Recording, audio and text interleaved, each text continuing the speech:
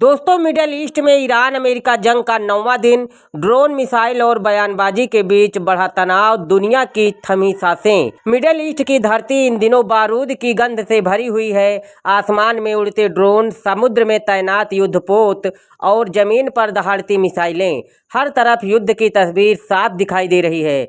America, Iran और Israel के बीच छिड़ी इस भीषण टकराव का आज 9वां दिन है और हालात लगातार गंभीर होते जा रहे हैं। कोई भी पीछे हटने को तैयार नहीं है। दोस्तों, पिछले 8 दिनों में इस संघर्ष ने पूरे क्षेत्र को हिला कर रख दिया है। शहरों में सायरन बज रहे हैं, लोग बंकरों में शरण ले रहे हैं और सरकारें अपने नागरिकों को सुरक्षित स्थानों पर पहुंचाने की कोशिश कर रही हैं।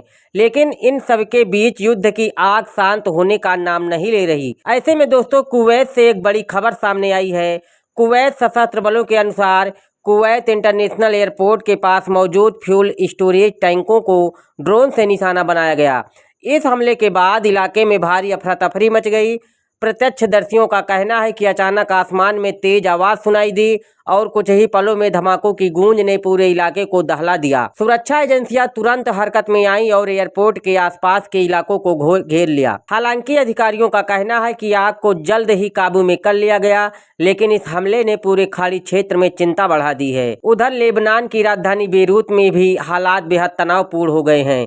इजरायली सेना ने बेरूत के मशहूर समुद्री पर्यटन इलाके रौसे में एक होटल को निशाना बनाते हुए ड्रोन हमला किया। यह इलाका आमतौर पर पर्यटकों से भरा रहता है, जहां लोग समुद्र के खूबसूरत नज़ारों का आनंद लेने आते हैं, लेकिन इस बार वहां धमाकों की गूंज सुनाई दी। लेबनान के स्वास्थ्य मंत्रालय के मुताबिक इस हमले में 4 लोगों की मौत हो गई, जबकि 10 लोग गंभीर रूप से घायल हुए हैं। घायल लोगों को तुरंत अस्पताल में भर्ती कराया गया, जहां उनका इलाज चल रहा है। इस बीच ईरान की राजधानी तेहरान से भी दर्दनाक खबर सामने आई है। बताया जा रहा है कि अमेरिका और इजराइल के संयुक्त हमले में एक ही वार में 20 ईरानी नागरिकों की मौत हो गई। स्थानीय मीडिया के अनुसार हमले का निशाना एक रणनीति औद्योगिक इलाका था, लेकिन विस्फोट की चपेट में आसपास के रिहायशी इलाके भी आ गए। धमाके के बाद कई इमारतों में आग लग गई और बचाव दल को घंटों तक मलबा हटाकर लोगों को निकालना पड़ा। इस पूरे घटनाक्रम के बीच अमेरिका के पूर्व राष्ट्रपति डोनाल्ड ट्रंप का बयान भी चर्चा में है। ट्रंप ने चेतावनी दी है कि ईरान के और अधिकारी जल्द ही निशानों पर आ सकते हैं। उन्होंने कहा, आज ईरान पर बहुत बड़ा और जोरदार वार हो सकता है।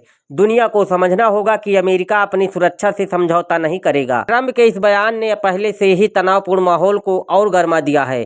अंतर्राष्ट्रीय विशेषज्ञों का मानना है कि अगर इस तरह की बयानबाजी जारी रही तो यह संघर्ष और भी खतरनाक रूप ले सकता है। इस बीच कतर, बहरीन और संयुक्त अरब अमीरात ने दावा किया कि उन्होंने ईरान की तरफ से छोड़े गए कई मिसाइल और ड्रोन को हवा में ही नष्ट कर दिया। इन देशों के रक्षा मंत्रालयों का कहना है कि उनकी एयर डिफेंस सिस्टम पूरी तरह सक्रिय है और किसी भी हमले का जवाब देने के लिए तैयार हैं। दुनिया भर के देशों ने इस संघर्ष को लेकर चिंता जताई है। कई अंतर्राष्ट्रीय संगठनों ने तुरंत युद्ध विराम की अपील की।